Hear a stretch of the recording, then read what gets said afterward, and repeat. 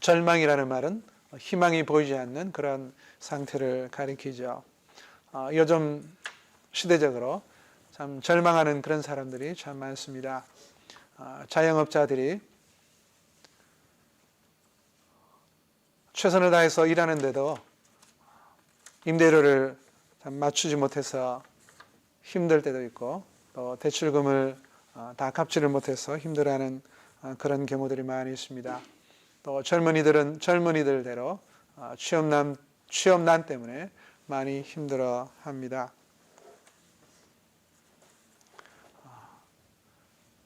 실업 상태로 있는 그런 분들도 또 상당수가 있지요. 그리고 또 요즘 시대는 소외와 그런 고독의 시대라고 할 수가 있겠습니다. 혼밥, 혼술 이런 말이 있더라고요.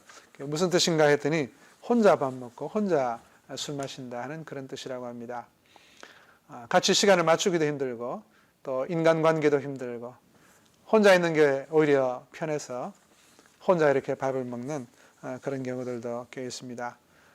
혼밥, 혼술, 또 혼자 영화를 보는 것을 혼영이라 그렇게 한다는 이야기도 들었습니다. 그러한 참 소외와 고독, 또 절망의 시대로 인해서 그런 시대를 사는 사람들이 많이 힘들어하는 그런 경우들이 있습니다. 그런데 오늘 말씀에 나오는 이 한 여인도 정말 소망을 다 잃어버린 그런 상태였습니다. 그렇지만 그가 예수님을 만나고 참 소망을 회복하고 또 건강을 회복하는 그런 큰 은혜를 얻었습니다. 우리 모두 이 말씀을 통해서 참 절망을 딛고 주님 안에서 믿음과 소망을 갖는 그런 은혜가 있기를 소원합니다. 오늘 말씀에 나오는 이 한 여인의 형편을 한번 보십시오. 12해를 혈루증으로 앓아온 한 여자가 있어 많은 의사에게 많은 괴로움을 받았고 가진 것도 다 허비하였으되 아무 효험이 없고 도리어 더 중하여졌다. 그렇게 말씀을 합니다.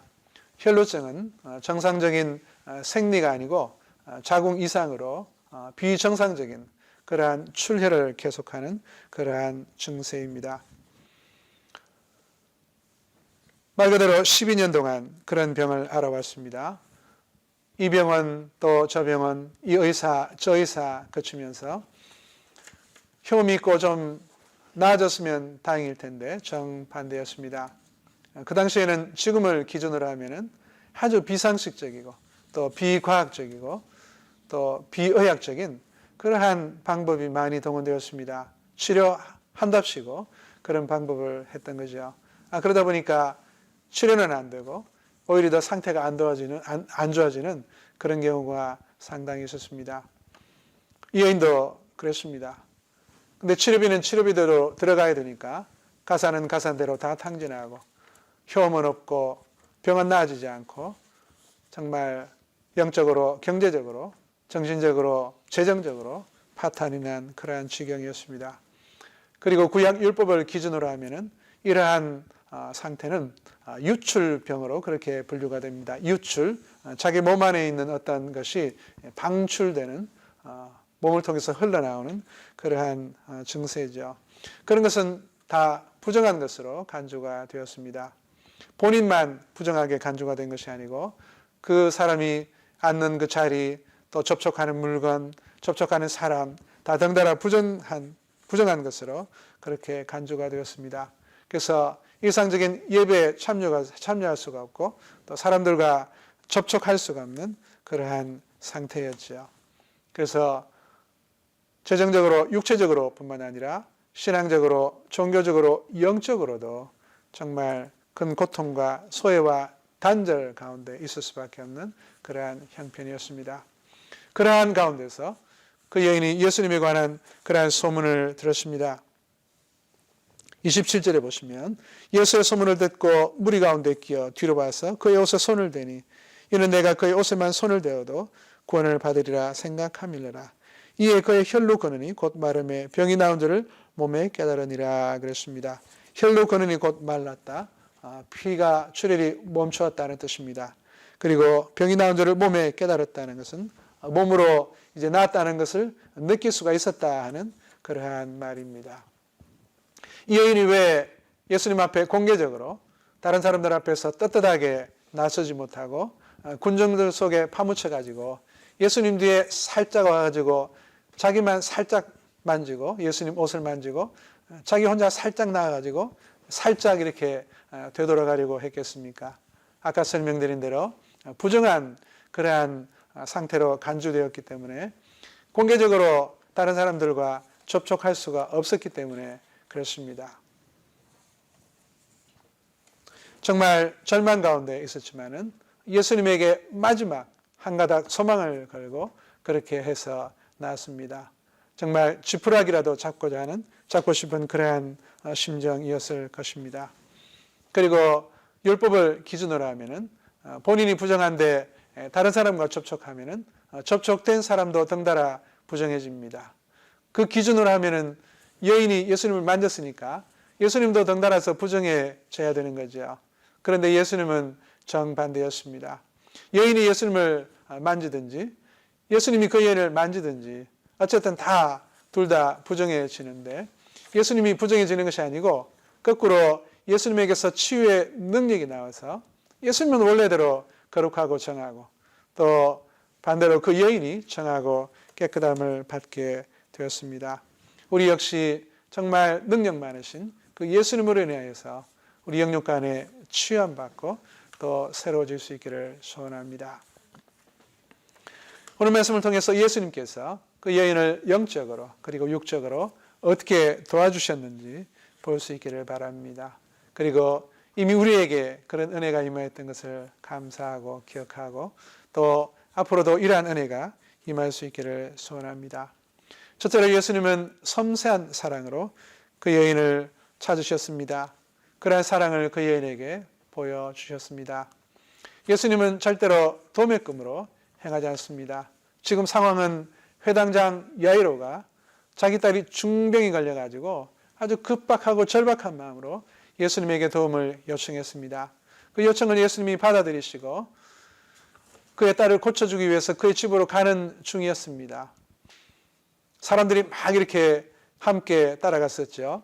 그래서 예수님을 에워싸 미는 그런 상황이었다고 24절에 말씀합니다.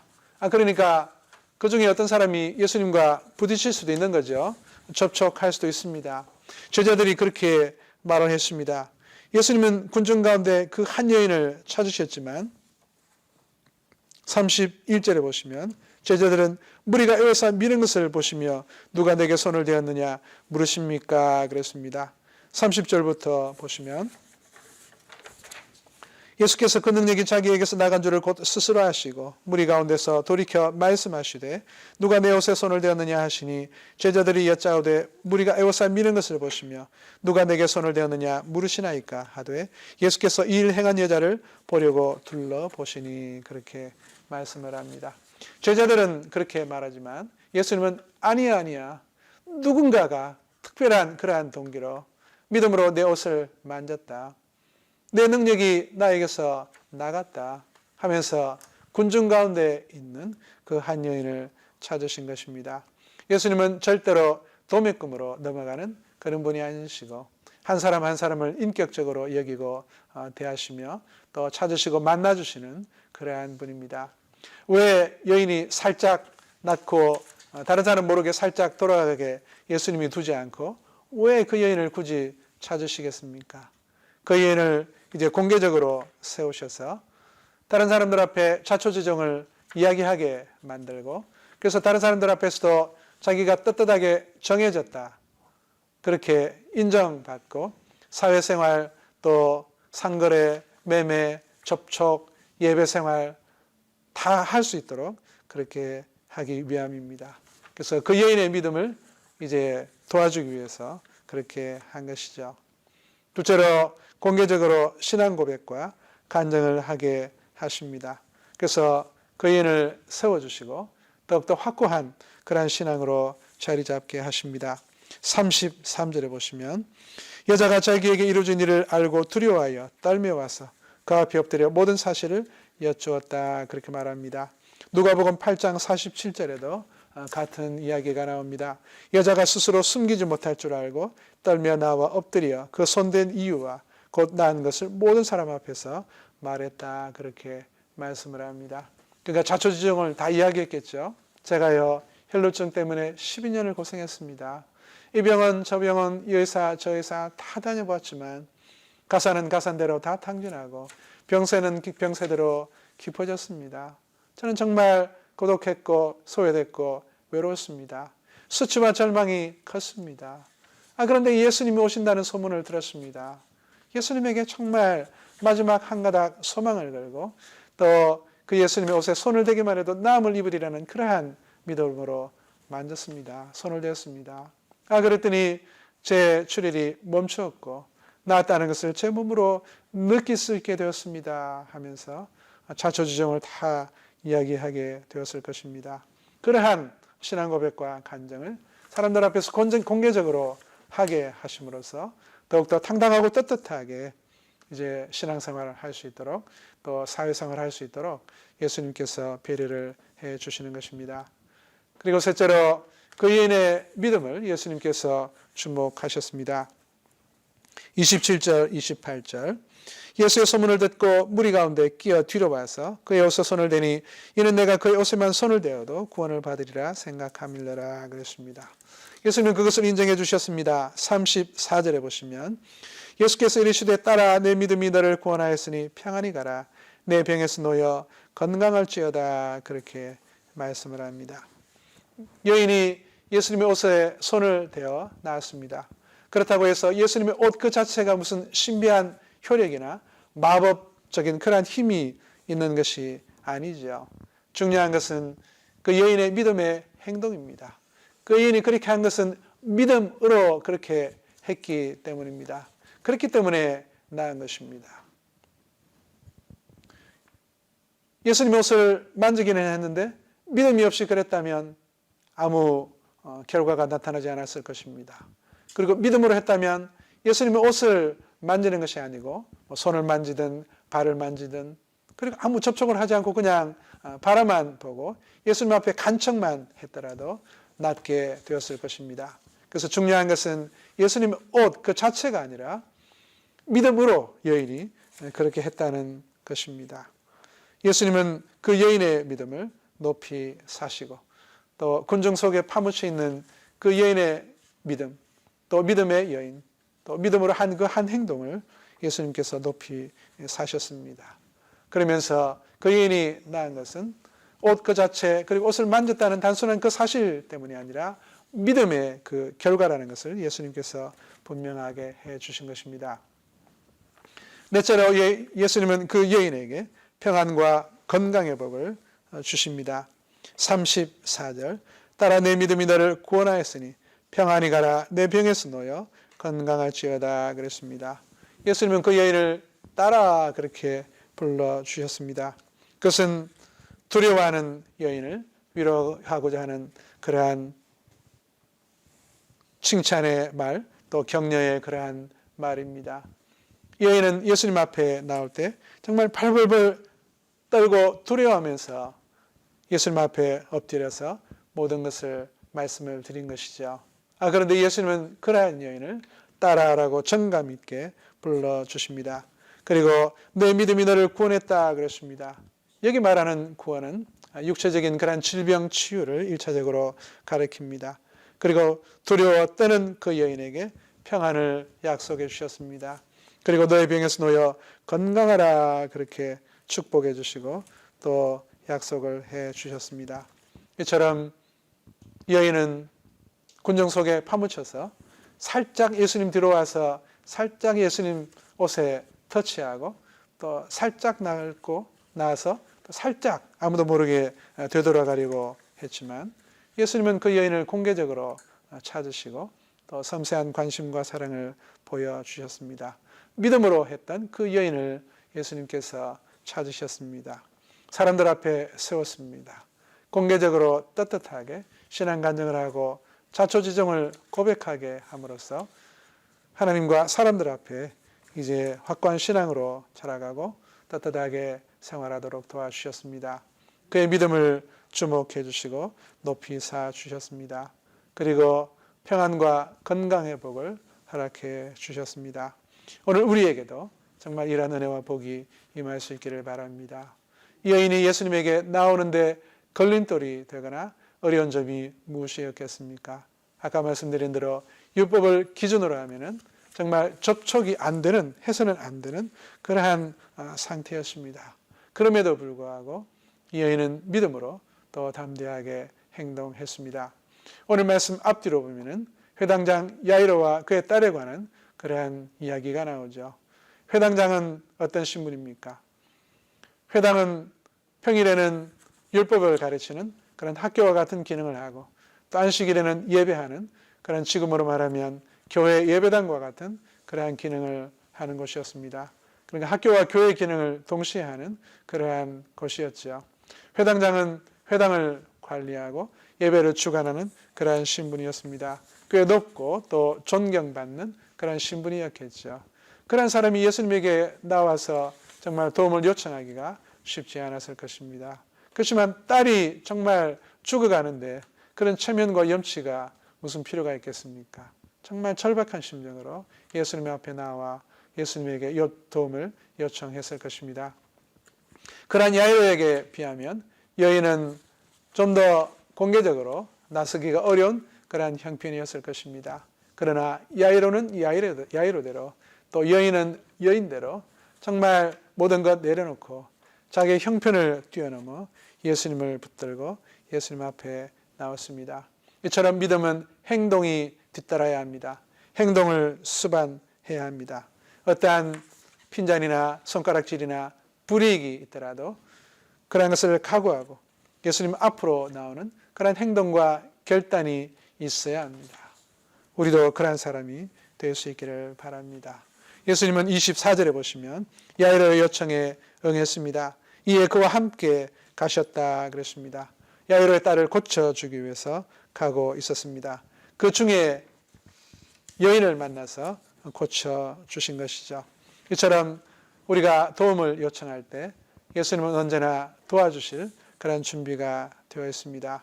복음성 가사에 보면은 주가 도우시리 요청만 하면 오늘 주께 오면 도와주시리 그런 가사가 있습니다. 주님께 오기만 하면 주님께 요청하기만 하면 주님은 기다렸다는 듯이 우리를 도와주십니다. 우리를 도와주실 그런 준비가 언제나 되어 있습니다. 고린도전서 10장 13절에는 또 이렇게 말합니다. 사람이 감당할 시험 밖에는 너희가 당한 것이 없나니 오직 하나님은 미쁘사 너희가 감당하지 못할 시험 당함을 허락하지 아니하시고 시험 당할 즈음에 또한 피할 길을 내사 너희로 능히 감당하게 하시니라 그렇게 말씀합니다. 혹 나에게 있는 어떠한 죄악 때문에 어떠한 문제 때문에 정말 예수님에게 나아가지 못하고 있는 그러한 부분은 없습니까? 그러나 정반대로 생각해야 합니다. 그러한 문제가 있기 때문에 그런 문제가 있으면 있을수록 오히려 우리는 주님께 나아가서 모든 상황을 아뢰어야 합니다. 여러분 어떤 절박한 그러한 사정과 문제가 있습니까? 상황이 바뀌지 않아서 절망스러워하는 그러한 부분이 있습니까? 포기하고 싶은 그러한 부분이 있습니까? 근원적으로 치유하고 해결해 줄 수 있는 그 예수님에게 나아가시기를 바랍니다. 어떤 문제도 정치가나 학자나 의사나 뛰어난 과학자들이 근본적으로 문제를 해결해 줄 수가 없습니다. 모든 능력의 근원 대신 예수님에게 나와서 문제를 해결받을 수 있기를 바랍니다. 그 주님은 우리 모두를 창조하신 분이시요 또 구원자이시고 필요를 채워주시는 그러한 분입니다. 그 주님에게 은혜와 긍휼과 능력이 많으십니다. 그 주님이 구원이고 생명이십니다. 그 주님 자체가 자신이 복음입니다. 항상 우리를 도와줄 준비가 되어 있는 그 주님에게 나아갈 수 있기를 바랍니다. 예수님은 많은 무리들 가운데서 믿음을 가지고 있는 한 사람을 주목하셨습니다. 그리고 믿음을 가지라고 우리에게 촉구하십니다. 야이로 집에 갔습니다. 처음에는 그 딸이 죽지는 않았고 막 사경을 헤매고 있었는데 여인 때문에 지체하는 사이에 딸이 그만 죽고 말았습니다. 35절 이하에 보시면 오늘 말씀 바로 뒷부분이죠. 회당장 집에서 사람이 와서 회당장에게 말했습니다. 딸이 이제 죽었습니다. 예수 선생을 더 이상 괴롭게 할 필요가 없습니다. 하지 마세요. 그랬습니다. 그 사람들 마음속에는 예수님은 병을 고치는 그 정도는 할 수 있으리라고 생각했겠지만은 죽은 자까지 살릴 수 있다. 그렇게는 생각을 못했을 것입니다.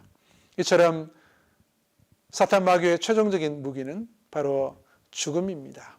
많은 사람들이 죽음 앞에서 절망합니다. 이제는 다 끝났다 하고 돌아서게 만듭니다. 그렇지만 예수님은 그 죽음까지도 뛰어넘게 하시는 그러한 분입니다. 36절에 보시면 예수님이 그러한 말을 곁에서 들으시고 회당장 보고 두려워하지 말고 믿기만 하라 그랬습니다. 그리고 34절에 그 여인의 행동을 가리켜서 믿음의 행동이었다.